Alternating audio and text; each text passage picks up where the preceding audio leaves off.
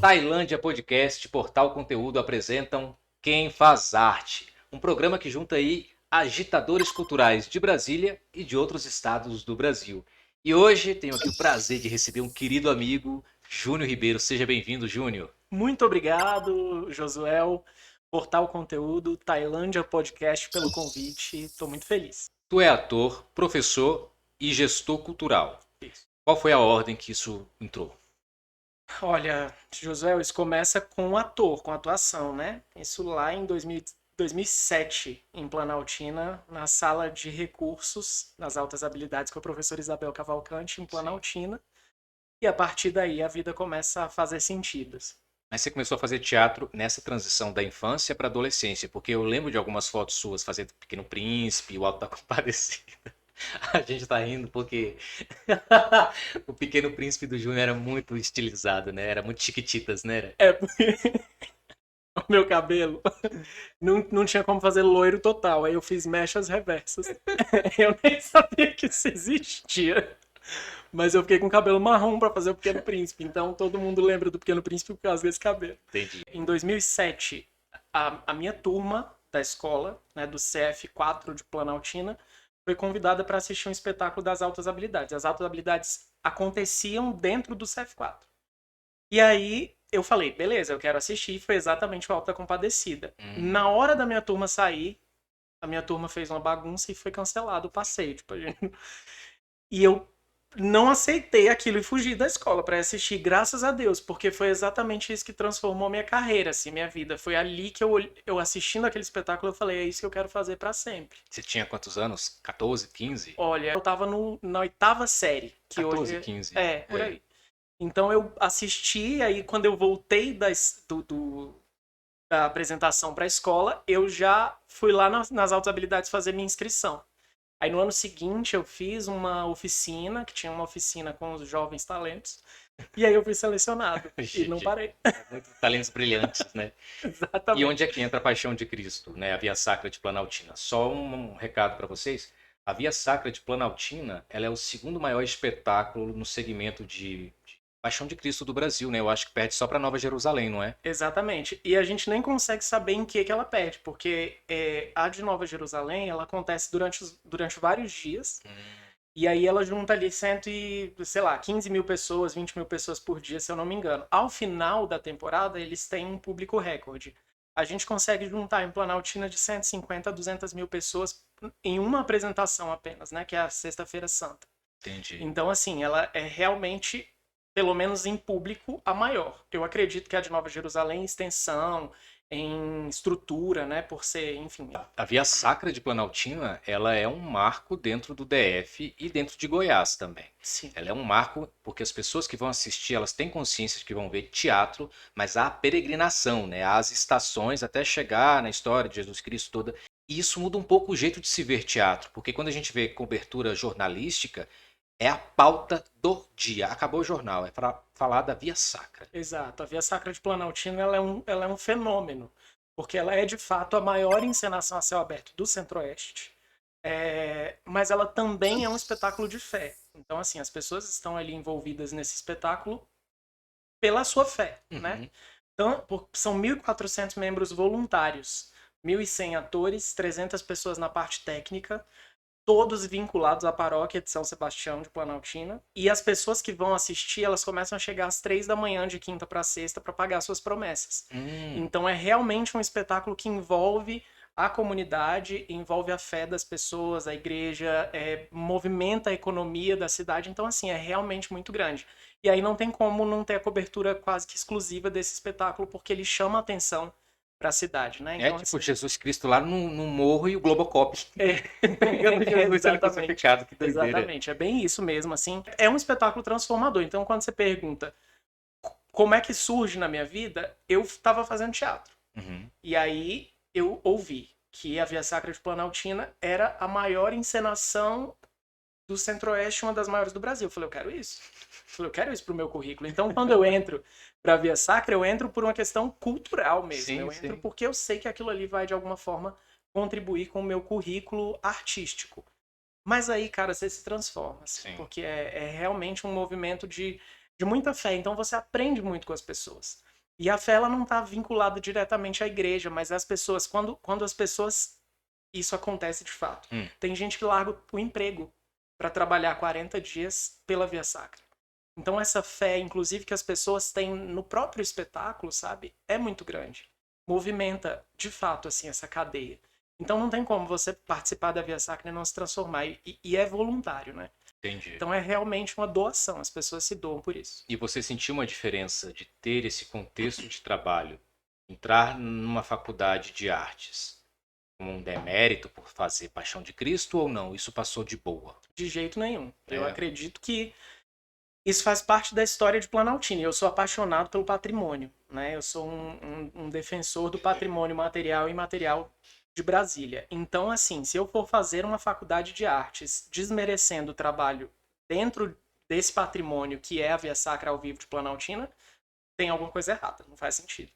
Então, assim, eu tenho muito orgulho de pertencer ao Grupo Via Sacra e de saber que eu comecei a minha história ali nas altas habilidades, enveredando ali pela Via Sacra, e hoje acho que tudo que eu sou, claro, eu trago a universidade também, mas é uma soma de todas essas, de todos esses espaços, de todas essas vivências, né?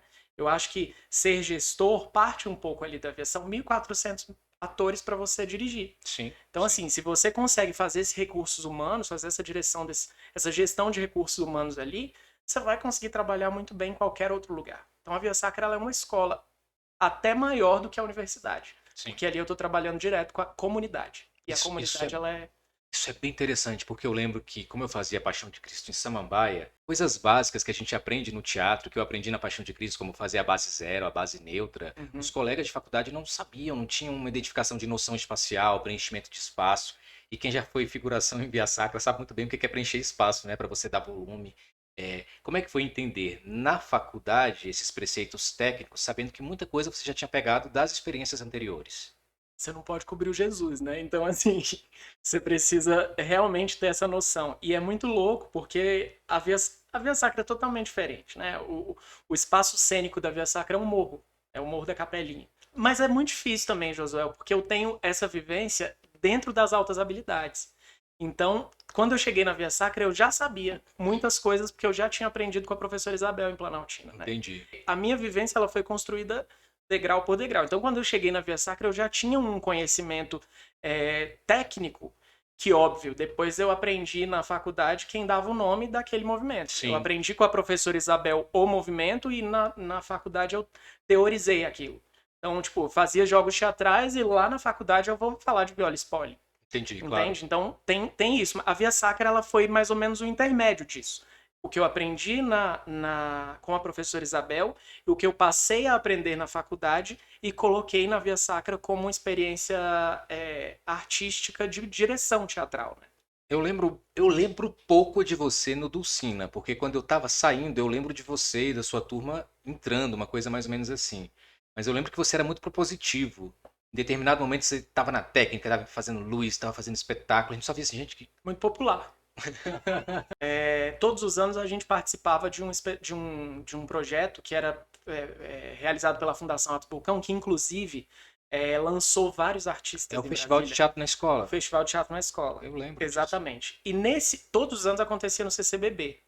E no ano de 2010, ele aconteceu por algum acaso da natureza, mas que foi muito bem-vindo na minha vida, aconteceu na Dulcina. Eu sei por que que aconteceu lá. É porque eu era o produtor do festival e a gente não conseguiu pauta no Teatro Nacional. Ele ia acontecer na Martins Pena. E a gente tentou, eu fiquei enfesado, eu entreguei a produção, fui pro Peru. Aí o espaço disponível que tinha era o Francis Wilke que conseguiu, junto com o Glauber Coradeschi, que era um dos idealizadores do festival, para ser no Dulcina. Muito obrigado, eu me formei no Dulcina por causa disso. O que acontece? Então eu ganho uma bolsa a partir do espetáculo que acontece no Teatro Dulcina. A diretora acadêmica deu uma bolsa de estudo integral para cada grupo participante do festival naquele ano. E no meu grupo, eu ganhei essa bolsa.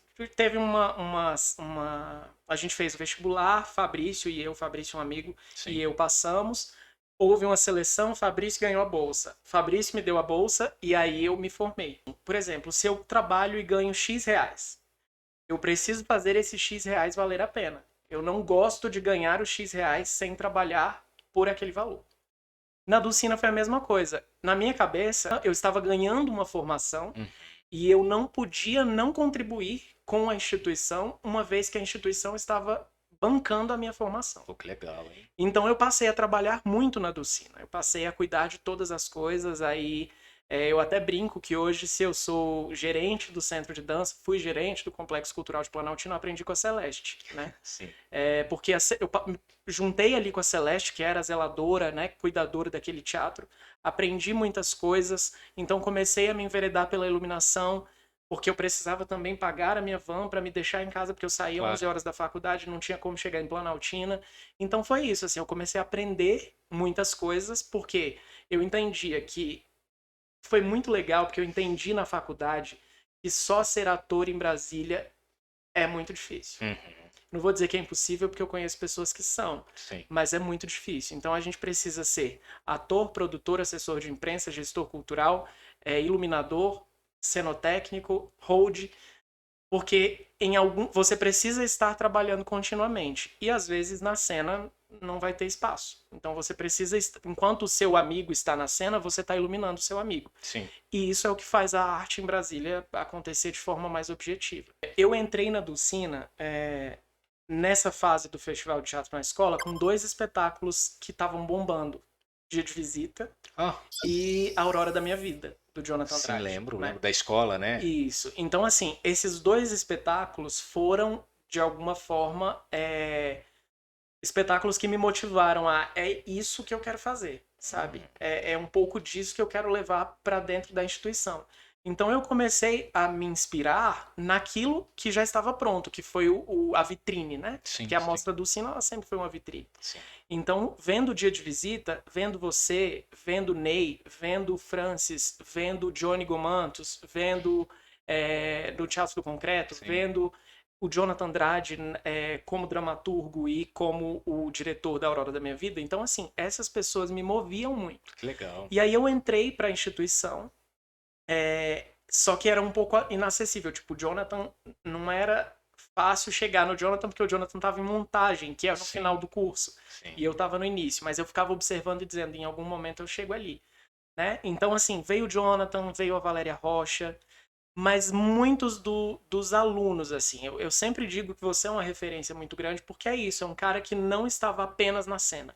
Era um cara que estava na cena, mas estava produzindo, estava viajando para o Chile levando espetáculo, estava fazendo assessoria de imprensa, e era um pouco do que eu entendia como correto, e era o que eu queria fazer, era fazer um pouco de tudo, talvez ser bom em tudo, para não ficar desempregado, não ficar sem condições, porque não adianta eu dizer que eu estava fazendo a faculdade para ir para Malhação, porque é mentira, eu estava fazendo a faculdade porque eu precisava sobreviver. E a Malhação era tão ruim na época. Ai, já estava no fim da carreira, né? A gente teve uma exposição em Brasília que foram fotos de Daniel Fama.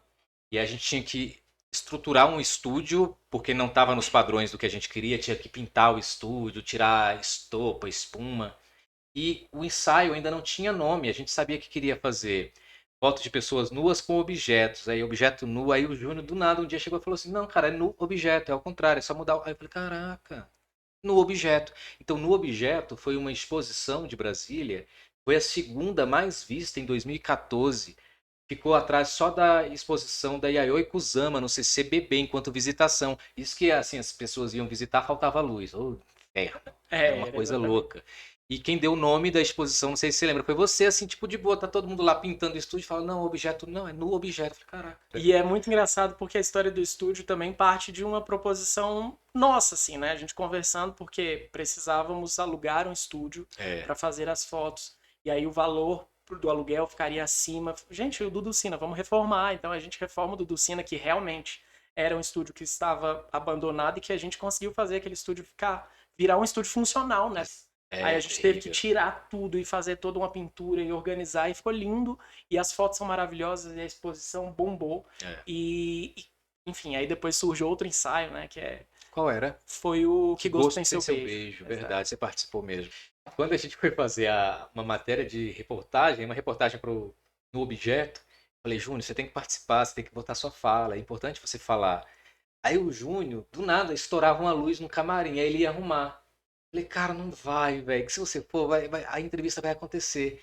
Ele pan desce pra arrumar a luz no camarim. Cara, a entrevista veio, demorou. Gravamos, regravamos. Aí ele vem todo suado. Que hora que é a matéria? Erika Guedes entrou no meu lugar e É, eu perdi a matéria. Ai, meu que Deus. merda, hein? E isso é ser propositivo, tá vendo? Isso Ser foi antes de propositivo você ser demais. expulso do Projac? Ai, Josué, o Breaking News. Agora a notícia de última hora, Cara, gente. calma, antes dele falar, eu fiquei com muito medo do meu CPF estar bloqueado no Projac por causa do Júnior, velho. Eu não lembro da história, eu só lembro que assim, me chega uma mensagem dizendo, fomos expulsos do Projac. E eu tava no Projac com a segunda turma de pessoas que eu ia levar pra gravar encontro. Pensei, caralho, velho, meu CPF tá fudido, velho. Que rolo foi esse pra uma pessoa ser expulsa do Projac? Eu estava me formando em 2014. Você conseguiu essa oportunidade da gente ir gravar o encontro com Fátima Bernardes. Mas também não lembro de como era isso. É, Ok. e aí a gente foi para essa gravação comemorar, então, assim, a formatura. Eu falei, ah, que maravilha, né? Vamos pro Projac, vou conhecer o Projac e tal. Tem umas regras no Projac, tem coisas que você não pode fazer, Sim. né? Tem, tipo, uns segredos que você não pode revelar.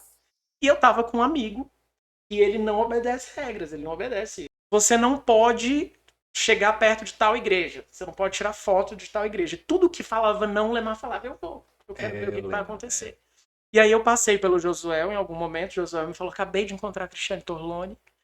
Oi, Você é lembra disso? verdade, é verdade. E eu falei, acabei de almoçar com o Bruno Gissoni, que eu almocei na Globo e tal. Gente, fantástico. Só que assim, você tem que fingir costume. Você não pode mostrar que você tá alucinado e tal. É. Aí, ok. E nós fomos andar, a gente fez toda uma visita, fomos ao cenário da Grande Família. O segurança contou as brigas deles, tudo aconteceu naquele dia. E aí tinha uma cidade cenográfica que inclusive já tinha acabado a novela, que era a novela Além do Horizonte. Que era uma cidade de madeira e palafita, né? Fingindo que Exato. tinha água, era bem legal. Exato. Aquilo. Era bem legal, mas era bem perigoso. Sim. Então quando a gente chegou na porta, o vigilante falou, não pode. E aí o Lemar, só um retrato.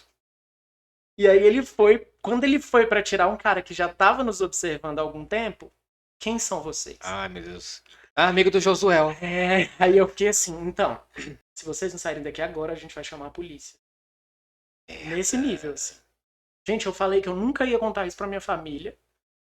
Mas não vai assistir também, minha filha. Eles dão um cartãozinho, tipo, um acesso. Temporário. Um acesso. E eu deixei esse acesso no meu colo e cochilei no camarim. E quando eles chegaram, vamos lá, vamos gravando, não sei o que, eu levantei e o meu cartãozinho caiu. E aí eu fui, gravei todo o programa, voltei. Quando ele me expulsou, ele me pediu, cadê o seu cartão? Eu falei, tá. Eita. Não tinha, porque eu tinha perdido. Aí pareceu o quê? Que eu tinha pulado o muro e. Ah, vim ali de Planaltina pra assistir um negócio tipo no Projac. E aí, assim, eu fiquei sem credibilidade nenhuma. Mas aí consegui, quando eu saí, eu apresentei meu CPF, provavelmente o meu ficou bloqueado. Rapaz. Ainda bem que já trocou a direção da Globo, um dia eu posso voltar. Sim. Mas é isso, assim, foi mais ou menos isso que aconteceu. Mas tem outro lado, isso foi numa quinta-feira, eu acho. Exato. Sabe por quê? Porque Exato. o programa da Fátima Bernardes não era gravado na sexta. O da sexta era gravado na quinta tarde. Era um fake. Para as pessoas. Porque as pessoas pensavam que era sexta, mas sexta ela já estava de folga. Então o Júnior gravou de manhã o programa. Ao vivo. A gente se encontrou, foi quando eu cruzei com o Cristiano Torlone e te falei. Uhum. E eu fui gravar o programa da tarde, que era esse fake de manhã. E eu tô gravando, assim, como não era um programa ao vivo, eu podia ficar olhando toda hora o celular, não ia entrar em intervalo comercial. E eu olhei só um SMS, assim, fui expulso do Projac. Cara, acabou meu brilho ali. Eu fiquei o programa todo assim, caraca, velho, eu sou o próximo, o que esses meninos fizeram, velho? Ai, Lemar. Mas já aconteceu coisa pior comigo no Projac. Eu levei um influenciador digital de Brasília, apresentador de uma rádio.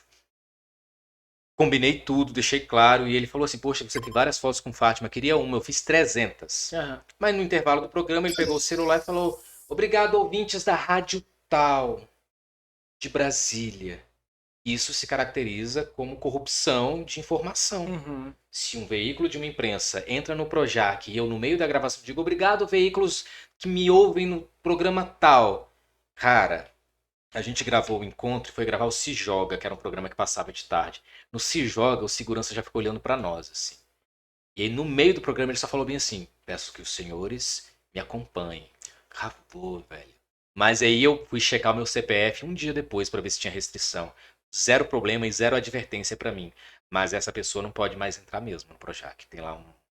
Vou te contar um negócio que a minha avó fez comigo no Projac. Eu levei. Minha avó tinha. Ela já morreu, mas ela tinha 75 anos, eu acho. E aí ela foi comer com. Eu coloco todo mundo que eu levo para comer com os artistas, Aham. né? Para mim também é um exercício legal. E aí minha avó viu o Lima Duarte. Do ladinho, assim, como quem tá o Arthur aqui assistindo a gente. Ela falou que não tinha papas, né? Ela falou, não, mas ele tá velho, né? Falei, vó, a senhora é uma idosa. Se brincar mais velha que Lima Duarte, pelo amor de Deus. Aí tinha vários banners, eu lembro disso. Tinha um banner das novelas da época e minha avó via Rei do Gado. Implicando, porque não tinha um banner do Rei do Gado pra ela tirar foto. Eu falei, senhora, pelo amor de Deus. O que você fez depois do Sina? Formou, Isso. diplominha embaixo do braço, expulso do Projac. O que se faz? Então, o que que acontece? Eu tinha, sem saber, assim, eu fiz o concurso temporário, né? E aí, sem saber, eu não sabia que eu tinha passado. Já saí da faculdade e já comecei a dar aula, Em né? prática, na sala de aula. Isso. Em 2015, né? Terminou 2014 a faculdade, então início de 2015, início do ano letivo, eu já comecei a dar aula, que foi no Centro de Ensino Médio 2 de Planaltina. E aí ali, assim, eu aprendi tudo da licenciatura. Depois eu fiz a complementação pedagógica, fiz pedagogia, mas naquele momento eu só tinha a vivência prática do bacharelado, né? E foi isso que eu tentei passar em sala de aula.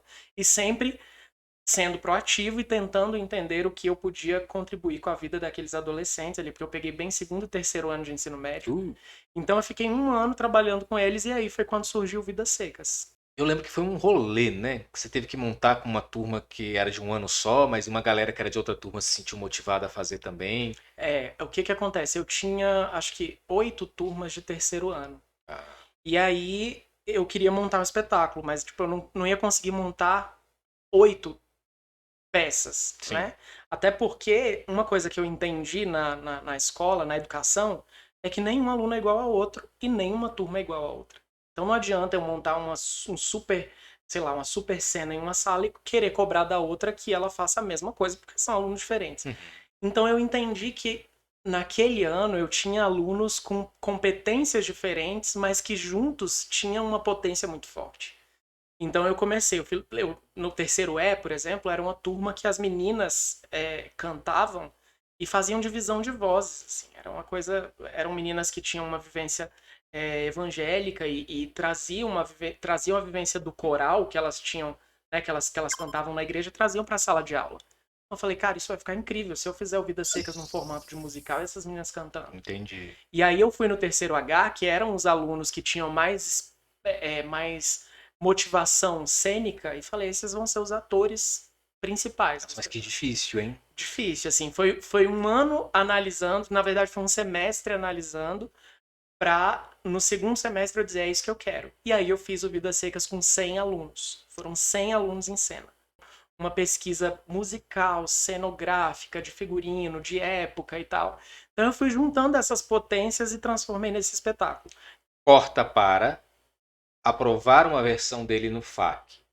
Como é que você se instrumentalizou para pegar essa ideia que foi gestada em salas de aula Uhum. para transformar em um projeto editável?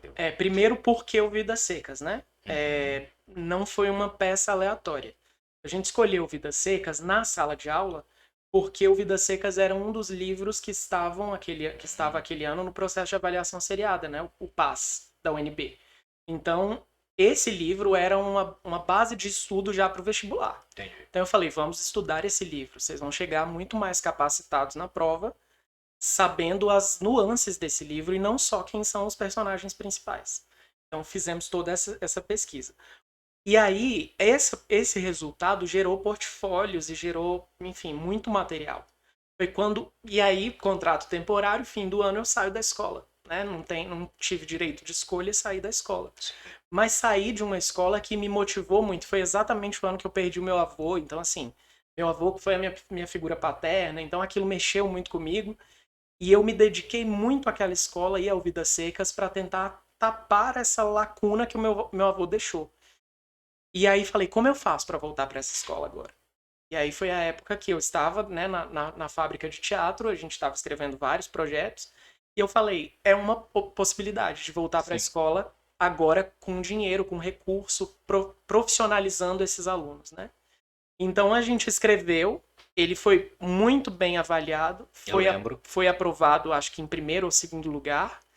E aí nós voltamos para a escola. E aí o mais interessante é isso. O livro ainda estava como objeto do PAS. Nós fizemos com uma outra turma o mesmo processo, só que agora de forma profissional, porque Sim. nós colocamos todos os elementos da cena à disposição daqueles alunos. Então a gente tinha iluminação de verdade, a gente tinha cenário de verdade, figurino de verdade, figurinista, maquiador, É. pessoas técnicas mesmo que faziam. A música não foi mais preparada por mim, mas por uma profissional da música, a dança por um profissional da dança. E aí nós tivemos um resultado fantástico, dobramos o público, a gente colocou no objeto 150 pessoas por dia, nós tivemos 300, Isso foi uma loucura, eu uma lembro. quadra de esportes, Eu foi lembro, era fantástico. muita gente e a gente que tava lá vendo ficou assim, caraca, velho, como é que a gente vai acomodar essa galera? Como é que vai fazer? E era teatro de arena, né? Arena, sim, teatro de quadra. Como é que vai montar essa estrutura para todo mundo ver e não ser uma experiência ruim para quem assiste? Eu lembro, sabe de quê? Da gente almoçando em uma padaria ou um Aham. restaurante e as pessoas comentando que ia ter uma peça na escola. Eu nunca vivi isso. É. Nunca vivi isso. Aquilo foi realmente muito fantástico, muito transformador, assim. Porque eu acredito muito nessa educação. Eu acredito sim na educação em sala de aula, mas eu acredito muito quando você coloca o aluno como protagonista, sabe? Não era eu, não era o júnior diretor. Era o aluno que se sentia artista dentro da sua escola. Sim. Então, se estavam comentando na padaria, com certeza estavam comentando na escola, na sala de aula. Então, ele se sentia muito grande. Eu lembro que a Júlia Nuto, a menina que fez a baleia, a partir dali ela começou a cantar em barzinhos em Planaltina, Olha porque ela se só. sentiu, ela entendeu que ela não era simplesmente aluna de uma escola, mas que ela era artista dentro de uma escola e que ela podia sair dos muros da escola e levar a arte dela para outros lugares. E foi a partir dessa tua experiência como gestor e professor que você recebeu um convite via Secretaria de Cultura para assumir o Complexo Cultural Planaltina. Exato, em 2018, o Complexo Cultural de Planaltina seria inaugurado, foi inaugurado. E aí o Guilherme Reis deu uma missão para o Conselho de Cultura que era de decidir o gestor do espaço. Hum, Então o gestor foi indicado pelo pelo conselho. Conselho de Cultura com a anuência do Guilherme Reis, que era o secretário de Cultura à época. Hum. E aí, num primeiro momento, fizeram uma indicação de outra pessoa do conselho. Essa moça não pôde porque ela tinha um contrato, ela trabalhava na Secretaria de Saúde, eu acho, de Goiás. E aí o conselho olhou e falou: Júnior, você? Eu falei: gente, claro que não. Assim, eu não tinha condições na minha cabeça. Eu falei: como assim? Eu sou professor, eu sou ator. Como é que eu vou contribuir com um espaço que está se formando? Era um espaço, não tinha nada, né? Mas que você lutou pela instauração da pedra fundamental dele, assim. Exato. O Né? Complexo Cultural de Planaltina, ele é um espaço muito afetivo para mim. Ele, eu realmente construí aquele espaço. Sim. Enquanto a Nova Cap estava lá colocando os tapumes, eu estava pintando o tapume de fora para dizer: esse espaço é dos artistas e a gente tá cobrando, a gente tá de olho. Sim. E eu nunca imaginei que na inauguração seria eu gerente. Nunca, de verdade, isso nunca passou pela minha cabeça. Mas aí o Guilherme Reis me liga e fala: Júnior, te indicaram, cara. É você. Falei: Guilherme, tá bom. Aí tinha amor, tinha afeto envolvido. Eu falei: tá bom, vamos lá. E, cara, modéstia à parte, assim, eu fiz um excelente trabalho, porque eu peguei o espaço muito frágil, assim, um espaço ainda em construção mesmo, né? A gente inaugurou Um edifício. um edifício, exato, que não tinha a parte técnica para receber os E espetáculos. ter a programação cultural que foi apresentada fez toda a diferença, porque a gente saiu desse lugar de um lugar iniciado com apresentações medianas para Uhum, um lugar iniciado com as melhores apresentações que circulavam em Brasília e que porventura tinham que fazer uma escala lá em Planaltina. exato, Então elevou o nível dessa curadoria de programação. exato. E a gente consegue formar público também. Tem uma questão que é importantíssima a gente falar, que é da democratização do acesso à cultura. E não é democrático falar de cultura quando você precisa pegar um ônibus para vir para o Cine Brasília assistir o Festival de Brasília de Cinema Brasileiro. Porque às vezes eu tenho ônibus para vir, mas eu não tenho ônibus para voltar. Sim. E morar na periferia, você que mora em Samambaia, eu que moro em Planaltina, nós sabemos que não é fácil. Então, quando o Festival de Brasília do cinema brasileiro tem a sua descentralização acontecendo em Planaltina, isso expande as possibilidades. E aí a comunidade de Planaltina, ela se sente pertencente mesmo. Sim. Ela fala, olha, eu não preciso mais ir para o plano, porque do lado da minha casa, talvez um Uber, que hoje é acessível, um ônibus ali, em 15 minutos eu vou chegar no espaço e vou poder voltar tranquila. Ou vou Tem isso poder... mesmo, né? Voltar é sempre uma luta, né? Assim, é difícil, tipo, sempre foi difícil na faculdade para fazer teatro. Quando tinha os espetáculos, durante a semana, de segunda a sexta, eu tinha van que 11 horas, pontualmente, me pegava na porta da escola para me deixar em casa, da instituição para me deixar em casa. Quando chegava o espetáculo, eu ficava desesperado. Porque eu falava, meu Deus do céu, e sábado, tem temporada sábado e domingo. E aí domingo aquela loucura para fechar o teatro 10 horas, e aí não tinha mais ônibus, porque domingo o ônibus para de rodar ali 9 horas. Então como é que eu pego um ônibus para voltar para Planaltina? Então isso era muito difícil. E hoje o Complexo Cultural de Planaltina, ele oportuniza que as pessoas da cidade assistam cena contemporânea, Festival de Brasília de Cinema Brasileiro, sei lá, Lobo Fest, Festival Sim. de Cinema das grandes, como o Festival Motriz, que foi um projeto aprovado pelo FAC, com cinema de periferia. Então, assim, a gente tem hoje um espaço que, de fato, faz com que as pessoas se sintam parte da cultura como espectadores, mas também como fomentadores, articuladores, fazedores de cultura, porque aquele espaço ali também é um espaço de formação. Sabe que um dos motivos que me fez parar de fazer teatro, não que eu parei de fazer teatro, mas eu não estou fazendo teatro no momento, é a volta. Eu acho muito inglório você chegar às 3 da tarde para ensaiar voz, ensaiar corpo, passar 2 horas ensaiando luz, marcando espaço, apresentar meio apressado, porque daqui a 1 hora o público chega, apresentar, performar e ser expulso pela técnica do teatro, porque ele vai fechar daqui a 10 minutos. Ah, não, irmão. Eu cheguei aqui às 3, trabalhei até às 9h30 para ser expulso. Nem tomei banho. Eu nem tirei meu figurino, ele ainda tá suado no cabide. Não. Porque aí fala, mas a pessoa que trabalha na técnica do teatro tem que voltar para casa. Então a gente tem que mudar esse turno. Não pode botar então um espetáculo que começa às 9 horas, porque 10h30 tá todo mundo sendo expulso. Que Brasil é esse? Que estrutura cultural é essa que não permite o ator que chega às 3 da tarde tomar um banho pós-peça? Então pra que faz camarim? Exato. Mas precisa ter essa facilidade dentro do equipamento de cultura, E também seja ele público ou privado. é um modelo antigo. Não faz então temporadas 9, só para as 8. Exato. Transforma 8 em um horário oficial. Exato. Ah, mas 8 horas o pessoal tá chegando no trabalho. Apresenta final de semana para isso. Mas botar às 9 pra galera não ter condição humana de fazer, como se a gente fosse um instrumento para deleite apenas do público. E aí, o que eu faço com isso aqui? Aí o dinheiro não paga. Exato. Tem uma postagem sua antiga, assim, da época do Ducina, que eu acho interessantíssima, que é tipo assim, foi bem quando você fez Festim Diabólico, eu acho. Holofotes e drinks e não sei o quê, e aí depois o número do ônibus, tipo, indo pra Samambaia. É isso, assim, você tá ali no maior glamour, e aí depois você não tem condições de abraçar sua mãe, porque você precisa ir embora e geralmente sua mãe vai com você no ônibus. Assim, Olha que bizarro, né? É muito louco. Eu acho que também tem uma coisa da ética no teatro que a gente precisa rever. A gente precisa rever muito esse modus operandi que não foi criado por essa geração, foi criado por uma geração ou outra, e que talvez agora não caiba. Sabe, esse modus operandi de fazer teatro, os horários de se fazer teatro, o processo de ensaio. Eu já falei aqui com outro entrevistado que veio, velho, eu não faço peça se eu saio de Samambaia, vou pro centro de Brasília, para o ator que mora lá no centro de Brasília pedir 10 minutos para fumar um cigarrinho. Vai se fuder, velho. 10 minutos de sono a mais, ou para quem perde um ônibus, é muito. Então você ficar assim esperando, vou esperar porque o bonito que mora aqui do lado do teatro vai fumar. E eu que tenho uma filha agora. Sim. Né? Então isso pra mim é muito louco, assim, perder um tempo com a minha filha é precioso, assim, sabe? O tempo com a minha filha é precioso, porque ela evolui diariamente. Então quando eu chego no espaço, quando eu chego num ambiente de trabalho, e o meu tempo, que é o que eu tenho de mais precioso, é desrespeitado, cara. Já não dá. Então hoje realmente, assim, eu não me coloco mais em determinadas situações, sabe? Júnior, eu não tenho a menor possibilidade de aceitar entrar em qualquer peça de teatro. E toda hora eu recebo convite para FAC. Quer entrar no elenco? Manda portfólio. Jamais, eu não sei nem a numerologia do outro elenco. Não sei nem se eu tive treta com essa pessoa em 2015.